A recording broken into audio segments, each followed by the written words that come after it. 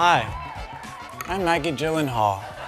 Today, I have with me a very special guest from Brooklyn, drag artist Serena Tea. Serena, come on out here. Join me on the Haute Seat. Hi, how are you? I'm well, how are you doing? I'm doing great. You look amazing. Thank you. Who are you wearing? Soul Cycle. Soul Cycle? Honestly, I just got this at a thrift store. Oh, okay. I'd believe that you were like an instructor. I almost was. You almost were? Yeah. I used to work there like 2 years ago. Really? I've never tried it. I've seen it in movies and on TV. So tell me about who you are and what you do.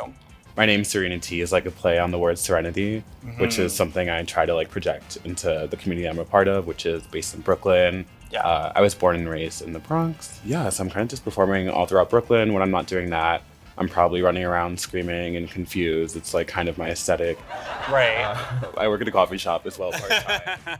Always caffeinated, always ready to yeah, go. Fully. And you walk in shows for Fashion Week and you model as well. Yes, I Okay. do. What was the most recent show you walked? I might have been Gypsy Sport or Okay. Paloma Spain. Oh yeah, I saw you in that. Yeah. You looked It's good. the show of my dreams, honestly. Paloma Spain. It was such a privilege. Right.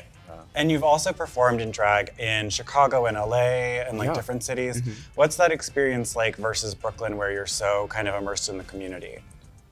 Well, I take my art like really, really seriously. And Yeah. I'm like obviously my worst critic. And so traveling is really just like you are being paid and flown out to Yeah. perform like in what feels like a different world. Right. Because Okay. it's such a different community. So it's like really in my face, like, oh, like you're worth being here. Like you have something to offer and people like want to see that. And people want Right. to take you from your community and bring you into theirs. So it's really special. Right. I always like learn something when I go. I think the last thing I learned when I went to LA in December was that I can literally perform whatever I want. I don't have to like, I don't have to tie myself down to a certain standard or do necessarily what the norm is. If I want to sit on stage and Yeah. like, I can do whatever I want. And just not get up. So obviously you have a lot to be proud of in a very short span of time. How do you own and lean into your successes? How do you kind of own that feeling of like having a lot to be proud of and having been very successful in a short period of time? To be completely honest, I'm like still working on that. I have like severe imposter syndrome where I will fully be at an event that is like at a very high caliber and Yeah. I'm like booked to work it and I don't necessarily always feel like I belong there. So with that, really the support of like the community I'm in and like my sisters and my drag sisters and my family, my mom is like my biggest fan. She loves Serena. That really lifts me up. I'm still pretty new. Yeah. And like I'm a Pisces, so I'm emotional.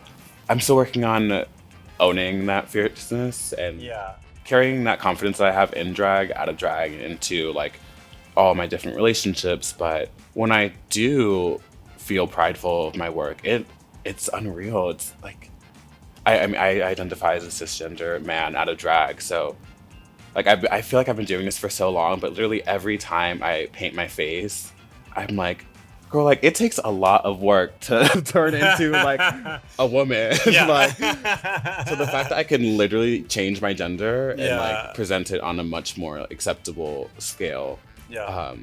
to present as a woman, like blows my mind. Yeah.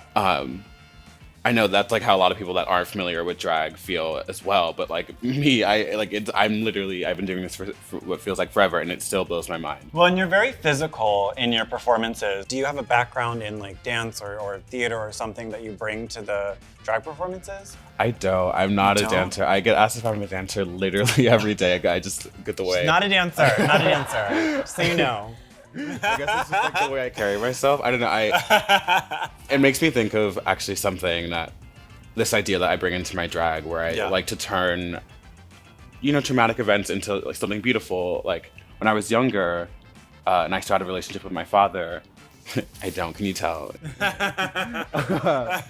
He would always comment on the way that I walked, Yeah. and said that it was very like stop, walking like a girl. So I would be very stiff. And I guess like as the years turned on, like it became very stiff, but like, oh, she's a model. Like striking she walks like a poses. dancer. Yeah. So I guess like I honestly think that's where my posture comes from. Just Yeah. trying to be very mindful of not presenting too feminine. Right. I mean, I don't feel that way anymore, but Right. that's just carried on with me. I don't have any dance background. I really do wish I started earlier because that would Yeah. definitely help me with my bookings. You know, book me. I'm a dancer. I mean, I'm still in shock that you've only been performing in drag for like a year. But what's next for you? Like, what's on the agenda? Like, what are you growing into as we kind of like, you're coming up on your 2-year mark? Well, I've always had this idea of like becoming more immersed in the fashion industry, I guess. Yeah. And, I mean, it's pretty obvious. Everybody already knows that a lot of fashion is inspired by drag and vice versa. Drag is inspired by fashion.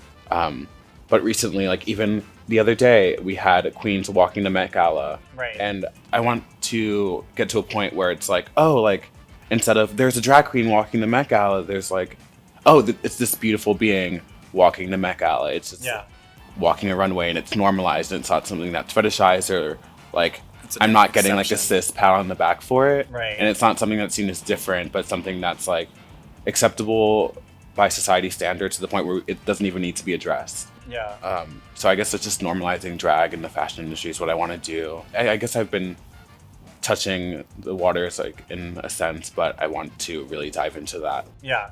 I think you, and I do feel like the community in Brooklyn especially, is like really pushing and creating space for just always like so much more fluidity. You're doing it. Like you're done. You're done. It's over. This or that. I'll give you basically 2 things, and you pick one. Okay. There's not a lot to it. All right.